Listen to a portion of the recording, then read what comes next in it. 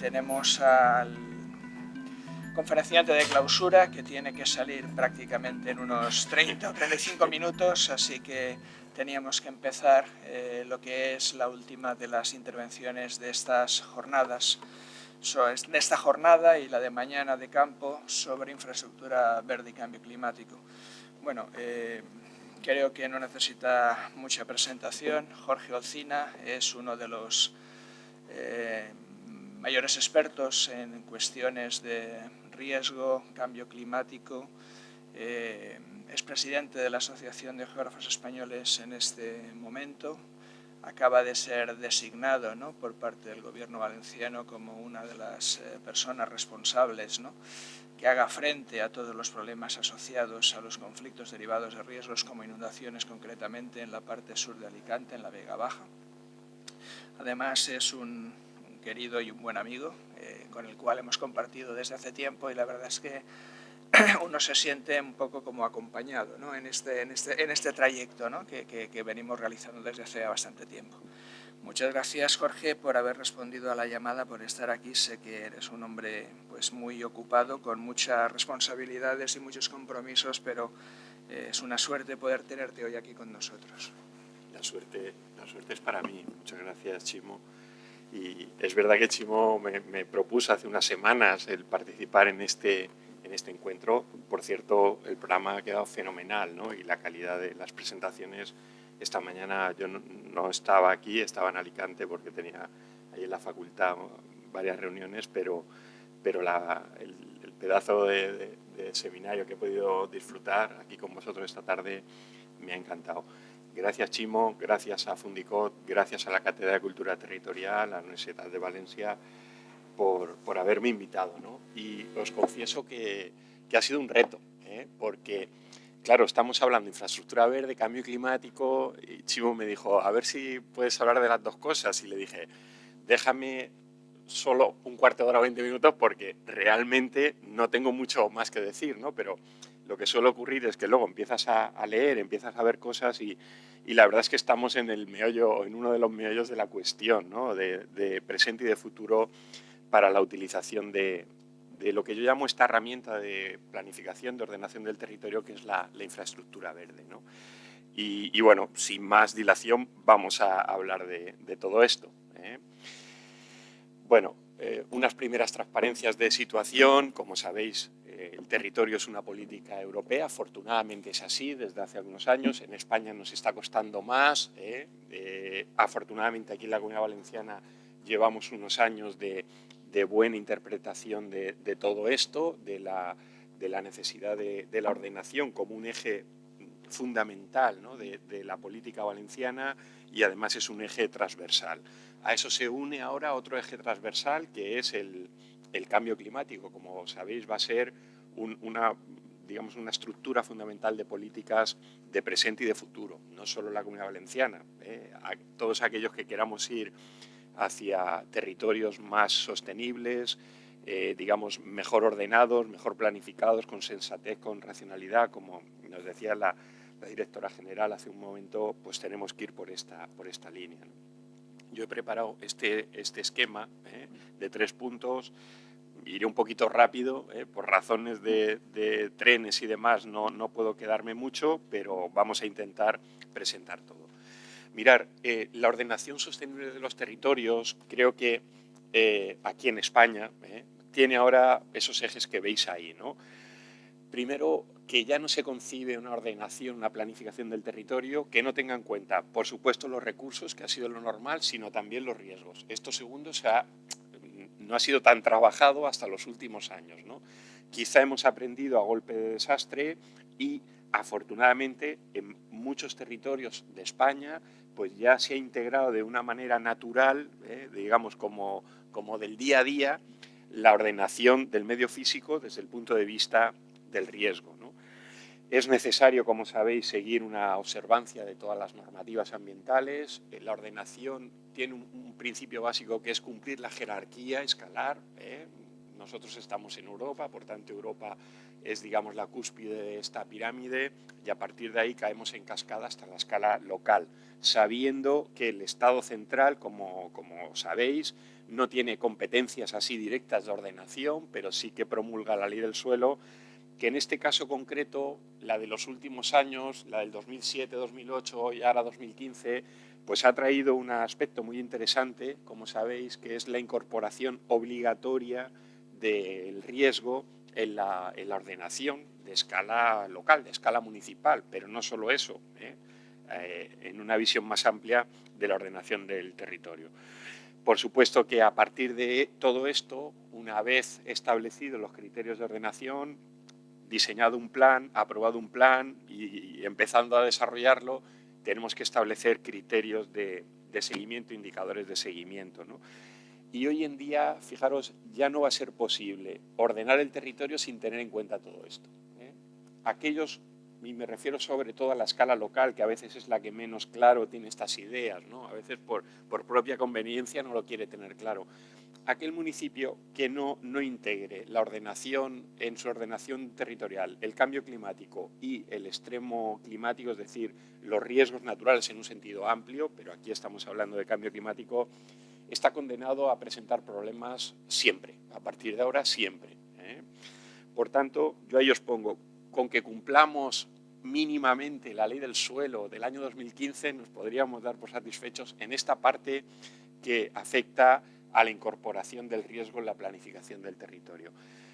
¿Por qué digo esto? Mirad, estamos haciendo ahora un trabajo para calibrar el grado de cumplimiento de ese famoso artículo de la ley del suelo, el artículo 13, que dice que en el estudio, en el informe de sostenibilidad ambiental hay que incorporar un mapa de riesgos naturales.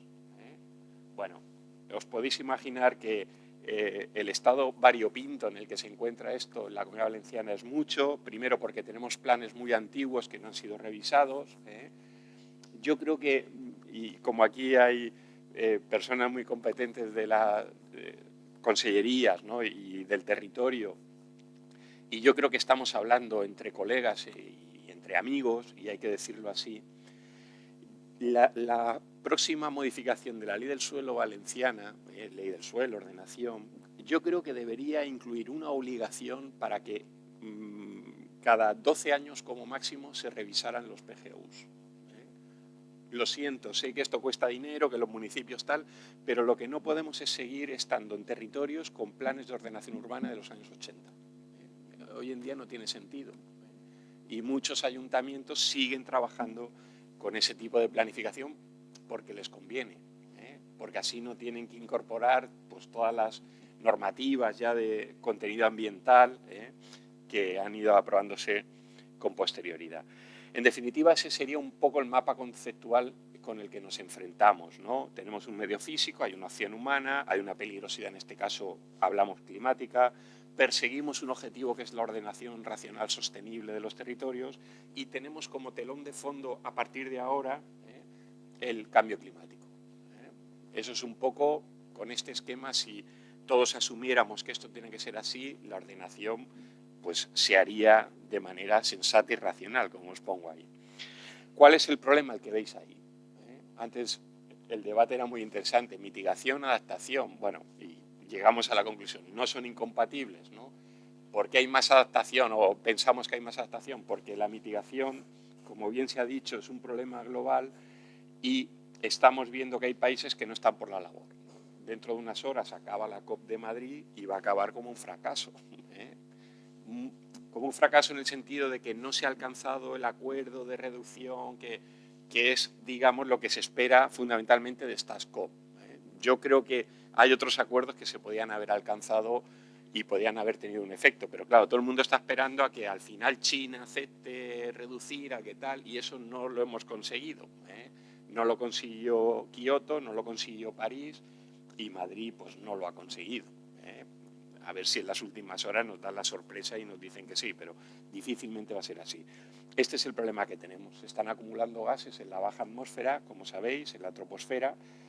Es un problema fundamentalmente de hemisferio norte, si estáis viendo la imagen. Estamos viendo el mundo desde el Océano Pacífico, digamos, hacia Europa. Y claro, vemos que la mancha naranja está sobre todo en el hemisferio norte. Bueno, es ahí donde se está produciendo la acumulación de dióxido de carbono, ¿no? del CO2. Y el problema de esto es, sin entrar en Honduras, es cuando hablamos de cambio climático, estamos hablando de un cambio en el balance energético del planeta.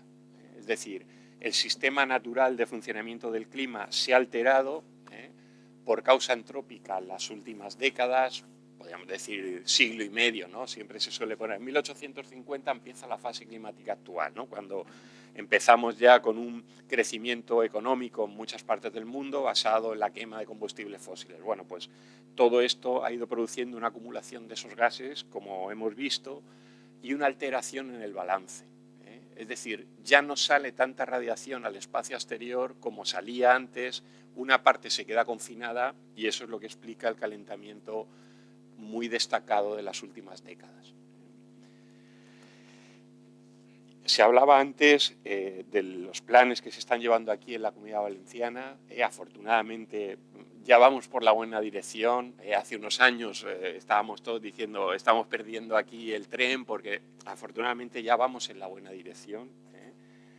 Y se estaban hablando de efectos previstos en la modelización. Yo ahí os pongo una síntesis de lo que ya estamos notando. Hay 6 aspectos que en toda España estamos notando y en el litoral mediterráneo mucho más. Por supuesto suben las temperaturas, pero estamos teniendo un problema de falta o pérdida de confort, suben mucho por las noches, se han triplicado o cuadruplicado las noches tropicales en Valencia y en Alicante desde los años 80. Las precipitaciones, sin tener muy claro si va a llover más o menos, la precipitación es el elemento más difícil de modelizar, sí que ya se ha notado un cambio en 2 parámetros, la estacionalización o estacionalidad, llueve menos en primavera, lo hace más en otoño.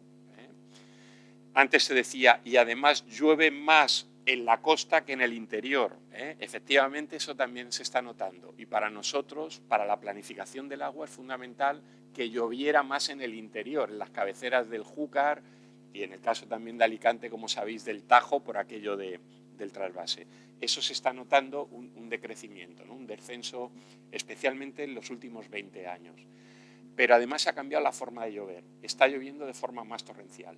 Y esto es muy importante a efectos de planificación urbana. No tenemos las ciudades preparadas para asumir la cantidad de agua que en 1 hora, hora y media puede caer. Y por tanto, esto nos va a obligar a rediseñar nuestros sistemas de pluviales y demás, porque ya lo estamos notando. Hay un problema para mí importantísimo, que es el calentamiento del Mediterráneo. El CEAM, como sabéis, está trabajando mucho y bien este tema. En el último informe ya habla de 1,3 grados de subida desde 1980. Podemos pensar, eso es poco y tal. No, eso es mucho porque un mar Mediterráneo muy cálido es un mar que transfiere mucha energía, mucho vapor, y en los episodios que llamamos de danas, gotas frías, generan nubes mucho más cargadas de energía, por tanto, donde se precipita la lluvia de forma más torrencial. Y fijaros, hay 2 últimos fenómenos que afectan también a la planificación. Por un lado, del territorio, ¿hay más gotas frías que antes? Parece que sí. Diferentes estudios ya están señalando que en latitudes medias la corriente en chorro, que es esa corriente que nos arrastra las borrascas, está circulando de forma cada vez más ondulante. En vez de hacerlo de forma rectilínea, lo está haciendo de forma más ondulante. Y además en cualquier época del año. ¿Relacionado con qué? Con el calor del Ártico. El Ártico, si se calienta, hace que la corriente en chorro, que se forma por diferencia de temperaturas entre el Polo Norte y el Ecuador, si esa diferencia cada vez es menor, la corriente, digamos, pierde intensidad, pierde fuerza, pierde velocidad y circula de forma más meandriforme. Y es lo que estamos notando en los últimos años, que se producen gotas frías en cualquier época del año. Hace un par de años, en Alicante, mes de marzo, mes invernal, por así decirlo, todavía no había llegado la primavera, cayeron 150 litros en 1 hora, ¿no? Por una situación de este tipo. Antes no lo habíamos registrado nunca. Y luego, en cuanto a las sequías, se está notando que se producen no ya grandes secuencias de sequía de 3 o 4 años, sino que las sequías se comprimen en 7, 8, 9 meses, pero de forma muy intensa. Y claro, esto nos obliga a tener bien diseñado en las ciudades los sistemas de abastecimiento de agua, depósitos de capacidad suficiente para hacer frente a todo esto. Especialmente las zonas turísticas a partir de ahora tendrán que diseñar en ese sentido. En definitiva, fijaros, estamos ante lo que podemos llamar los territorios del cambio global. Nuestros territorios en el Mediterráneo siempre han sido territorios y sociedades que viven en ellos de riesgo, pero en la previsión de que sigan subiendo las temperaturas, que lo van a seguir haciendo, como muy bien decíais, y se produzcan fenómenos extremos más frecuentes, nuestro territorio pues, va a alcanzar un grado mayor de riesgo. Y el riesgo supone peligrosidad, pero supone, que es lo que a mí personalmente más me preocupa, personas que están en el territorio y actividades económicas que se van a ver afectadas. ¿Cómo se puede incorporar el cambio climático y los riesgos en la planificación territorial, ¿no? Y utilizando la infraestructura verde? Bueno, pues ahí os he puesto un esquema. El cambio climático incentiva los riesgos, y esto hay que incorporarlo a la planificación. ¿Cómo? Pues hay dos piezas fundamentales, unas buenas cartografías y una incorporación de la modelización. Antes Nacho nos decía, pues ya se sabe cómo empezamos a tener modelos cada vez más detallados de la subida al nivel del mar, ¿no? Esto hay que incorporarlo. Claro, hasta ahora no lo podíamos hacer porque no teníamos esa calidad en la modelización. Ahora cada vez tenemos más calidad, ¿no? Y todo esto, pues, son piezas a incorporar en el diseño de la infraestructura verde. No me meto aquí porque sabéis lo que es la ordenación del territorio, pero simplemente en el esquema que hay abajo. Los territorios siempre presentan desajustes, aunque pensemos que hago un plan y queda genial y esto ya no va a tener problemas, siempre aparecen desajustes. El más importante que tenemos ahora es el problema del calentamiento y los efectos en el territorio. Y ahí tenéis una serie, como os decíamos, de jerarquía escalar, de normativas que han ido surgiendo en Europa en los últimos años, que son de obligada observancia en la planificación del territorio. Lo paso, como se quedará en la presentación, ahí podéis consultarlo, ¿no? En definitiva, fijaros, hemos pasado, por así decirlo, desde la estrategia territorial europea, de una concepción de la planificación en la escala más básica, ¿no? En la escala local, donde lo primero era delimitar el suelo urbano, después el suelo que yo quería construir y por último lo que me queda es lo que podría conservar, afortunadamente, sabiendo el suelo urbano que ya tengo trabajado, ocupado, funcionando, lo primero que hago a continuación es delimitar la infraestructura verde. Este cambio en la filosofía ha sido importante. Esto hay muchos ayuntamientos que no lo entienden, porque lo primero, si os incorporáis a un gabinete de planificación o tal y participáis en un plan de ordenación urbana, lo primero que os va a decir el alcalde, hey, yo quiero construir aquí, tal, el polígono la urbanización está, tranqui, ¿no? Porque lo primero, vamos a ver cómo tiene la infraestructura verde y en función de lo que pueda quedar, pues ya diseñaremos las medidas para ver que eso tenga el menor impacto sobre el territorio, ¿no? En definitiva, la planificación sostenible de los territorios, en mi opinión, tiene ese principio rector, esas determinaciones legales, esos objetivos que no son normativos, pero que nos marcan el gran eje, ¿no? El gran objetivo a cumplir, y luego una herramienta fundamental que es la infraestructura verde.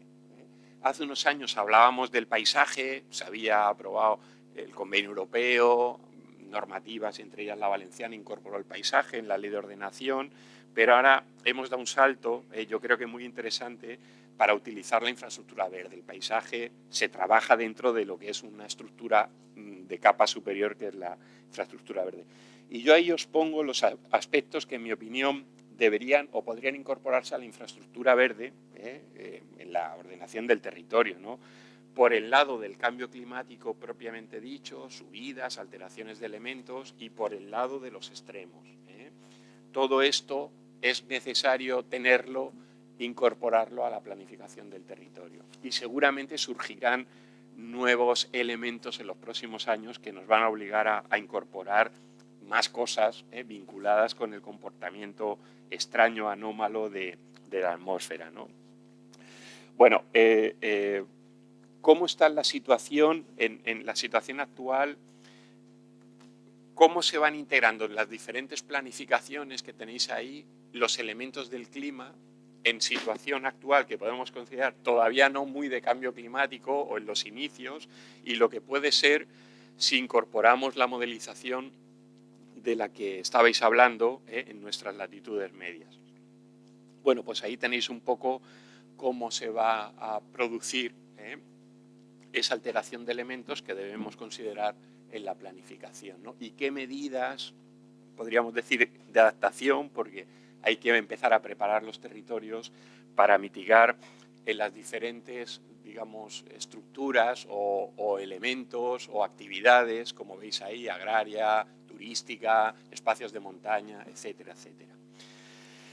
Vamos con lo segundo. Mirar, de entrada hay una gran relación entre infraestructura verde, si os cogéis, como se dice, la bibliografía o la literatura del tema, especialmente la anglosajona habla de infraestructura verde para sistemas de drenaje. Lo han asimilado a sistemas de drenaje sostenibles, en los SUDUS, que conocemos por las siglas, en fin, la incorporación de espacios fluviales a los ríos de una manera más ecológica. Ha habido una asimilación muy directa entre esta cuestión. Y ahí tenéis algunos ejemplos, pero también ha habido la asimilación de que la infraestructura verde en la escala local podía ser actuaciones para mejorar el confort térmico. Digamos que esos dos elementos, corrientes de agua que se incorporen a la ciudad de una manera más aceptable, más sostenible, o actuaciones para mejorar el confort térmico, son los dos elementos que desde la parte del clima siempre se han tenido en los últimos años en la bibliografía como elementos de infraestructura verde. Ahí tenéis algunos ejemplos, os he traído algunas ciudades, vamos a pasar rápido. Y os he preparado este esquema de cómo se ha incorporado la infraestructura verde, qué hitos fundamentales de incorporación de la infraestructura verde desde esta parte del clima a Europa. Sabéis que hay una estrategia de infraestructura verde en Europa, hay un proyecto muy interesante de ESPON, que está pues, recién acabado o acabándose, el Greta, y luego hay una serie de buenas prácticas que podemos tener como ejemplo de lo que debe ser la utilización en el buen sentido de la infraestructura verde. Ahí tenéis el proyecto Greta. En uno de los ítems, no sé si se llegan a ver las letras, el cambio climático está ahí, o sea que ya saben que el cambio climático es una pieza fundamental de la infraestructura verde y diferentes cartografías que ya se han ido preparando.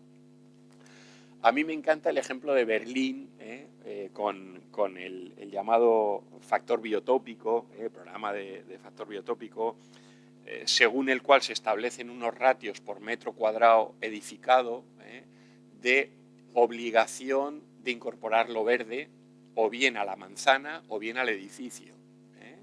Y bueno, pues es una manera que Berlín en los últimos años en su planeamiento municipal ha incorporado como herramienta de infraestructura verde en la escala municipal.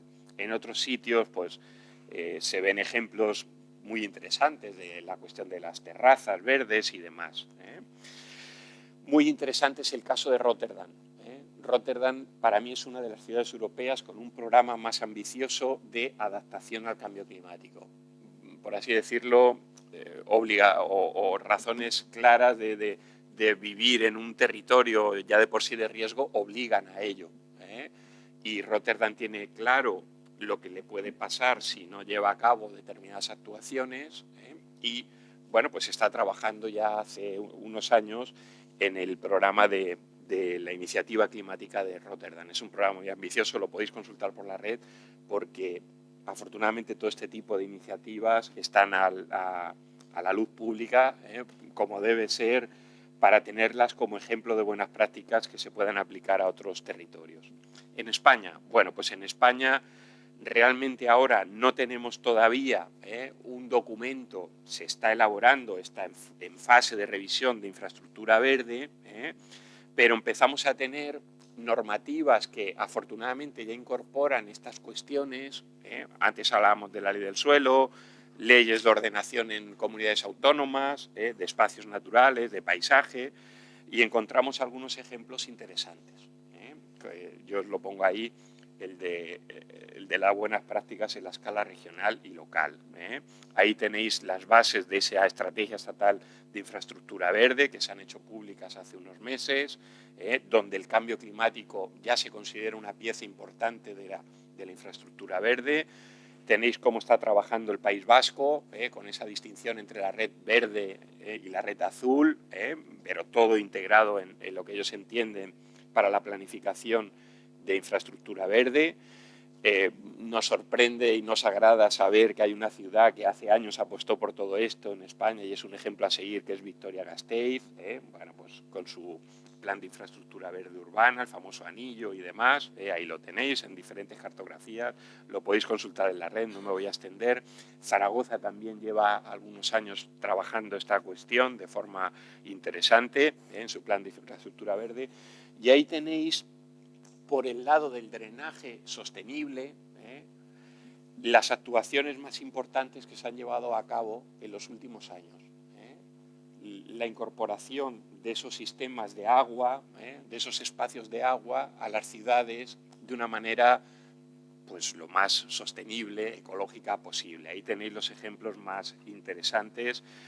Yo os destacaría, porque lo tengo cerca, el parque inundable de la playa de San Juan en Alicante, un ejemplo de espacio público verde, adaptado a las condiciones de vegetación del Mediterráneo, que funciona, como sabéis, en época de lluvias o cuando haya aviso de lluvias como un depósito pluvial, pero es un parque, es este que tenéis aquí. Esta es la visión normal de ese parque en la Marjal, está en la playa de San Juan, pero cuando llueve recoge todas las aguas pluviales que bajan desde el municipio de San Juan y que anteriormente inundaban las urbanizaciones turísticas de la playa de San Juan.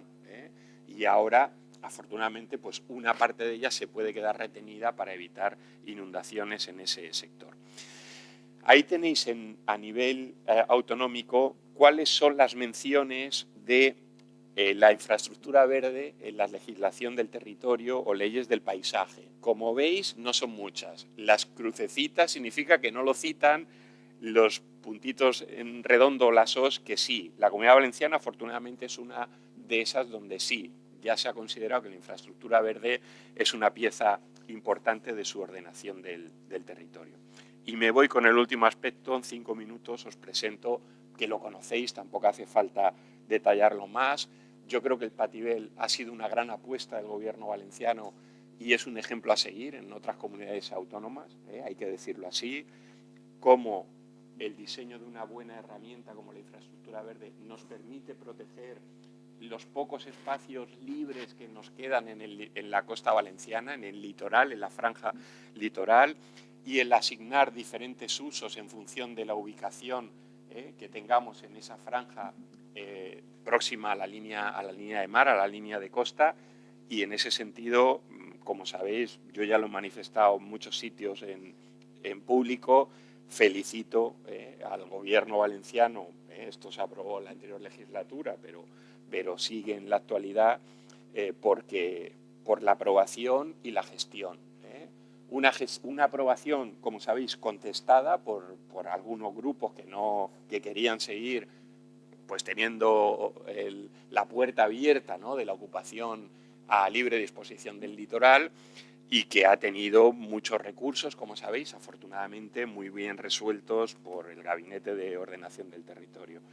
Sabéis que nuestra ley de ordenación del territorio considera la infraestructura verde una pieza fundamental, además del paisaje, por el otro lado, pero todo el esquema jerárquico tiene la infraestructura verde, como sabréis, una pieza básica. Y para el caso del Patibel, algunos datos principales, ¿no?, es la ordenación de más de 500 kilómetros de línea de costa en su conjunto, digamos, en el estudio hecho, para poder delimitar después las áreas, los sectores concretos que se han incorporado a la protección. Entre esos elementos integrantes, la ley valenciana ya nos define en la la ley del 2014, modificada este año, puntualmente, pero digamos que los elementos integrantes de la infraestructura eran los que estaban definidos ya en el 2014, define, para el caso que estamos tratando, el cambio climático, los extremos del clima, las áreas críticas como zonas críticas respecto a la posible incidencia de riesgos naturales directos o inducidos. Por tanto, sí que ha integrado esta parte como un elemento de la infraestructura verde. Y como sabéis, la infraestructura verde tiene también su objetivo concreto según la escala de trabajo, está muy bien delimitado en el Pativel, por ejemplo, hay la parte, digamos, conceptual del Pativel está muy bien explicado todo esto, yo recomiendo que lo leáis. En la Comunidad Valenciana hay un personal en la Consellería de Territori que se ha formado durante muchos años en esto y es un ejemplo a nivel estatal de buena conceptualización de lo que debe ser una planificación sostenible del territorio. Y lo quiero destacar, podemos hablar de Vicente Doménez si queréis, pero son personas que han contribuido a crear también, a crear filosofía de planificación, no solo a gestionar planes y tal, que pues eso lo damos por supuesto, que hay que hacerlo así, sino a tener ideas de lo que debe ser una planificación sostenible, ¿no? Y bueno, el Pativel establece estos criterios de selección, voy a ir muy rápido, agrícola, paisajístico, pero hay un importante de protección ante riesgos.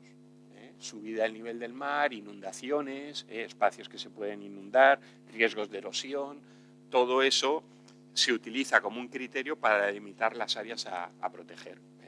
Entre otros, el tema de la regresión costera, de la línea de costa, lo que ya se percibe y lo que puede ser mayor en el futuro. El modelo, y antes nos lo presentaba Nacho, de lo que es una concepción integral, cuantitativa y cualitativa de la infraestructura verde. Y bueno, el resumen final de los tipos de suelo afectados por estas áreas de protección. Como sabéis, el Pativel sobre todo era delimitar los no urbanizables para evitar su reclasificación, pero también los urbanizables que no tenían programa, ¿no? Eso, digamos, fue el objetivo fundamental de protección y quedaron pues veintitantas zonas de protección incluidas en el Pativel.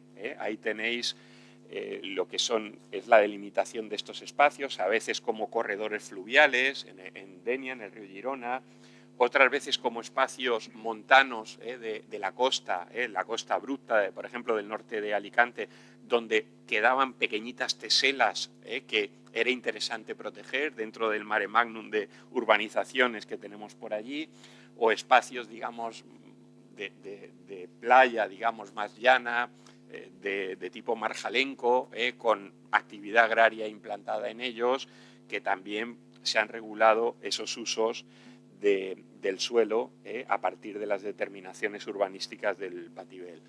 Para terminar, se ha tenido en cuenta el efecto de la subida del nivel del mar y el incremento posible del peligro de inundaciones en la línea de costa, en la franja litoral.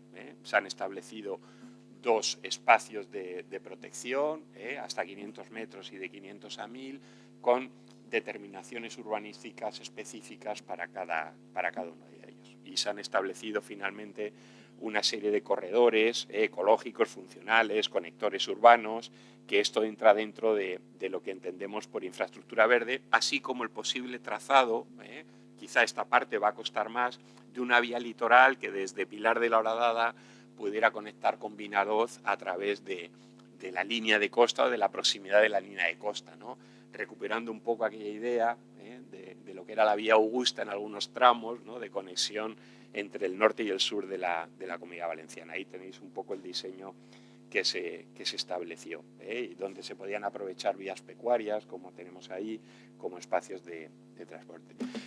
Para terminar, ¿cuál es el balance en 2019? Pues que el Pativel es un plan aprobado y operativo, que se presentaron más de 4.000 recursos de propietarios, que se han ido resolviendo, que aún no se han desarrollado los planes de gestión, están en fase de elaboración, de gestación, por así decirlo, y todavía no está la propuesta de la vía verde litoral. Pero con que esté el plan aprobado y los ayuntamientos ya tengan claro que esa franja primera tienen que tener cierta cuidado y respeto a la hora de planificar, pues ya tenemos bastante adelantado.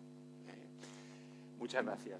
Gracias, Jorge. A pesar de las prisas, la generosidad por tratar de dar algunos mensajes o algunas claves. Yo creo que se ha salido, ¿no?, de lo que tenía previsto en tiempo, así que ha dicho algunas cosas, yo creo que, no sé si provocadoras o interesantes como poco, ¿no?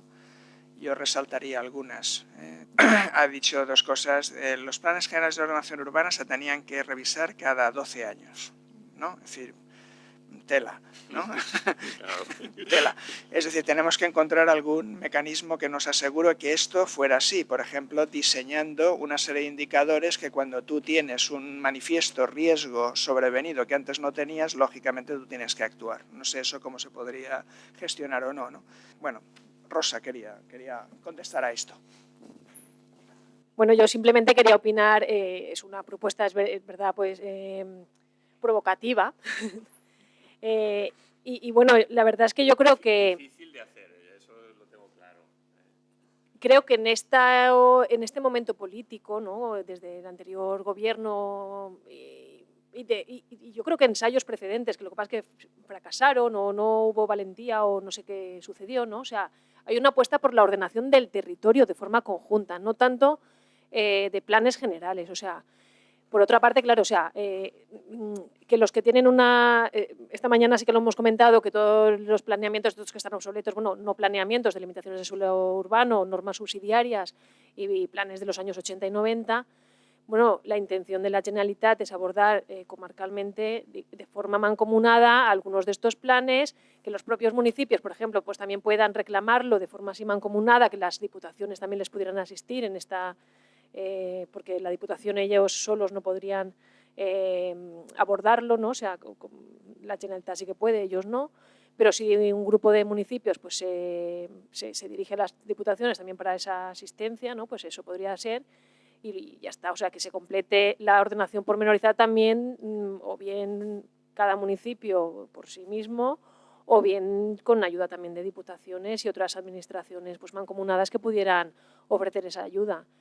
Y de todas maneras, que esto fuera como cíclico y que cada 12 años tuviera que revisarse, eso es muy complejo, porque al final lo que tienes que hacer es una norma suficientemente flexible, entiendo, para que se adapte a las circunstancias un poco sobrevenidas del futuro, pero bueno, eso es mi opinión. Entiendo que era muy provocador, ¿no?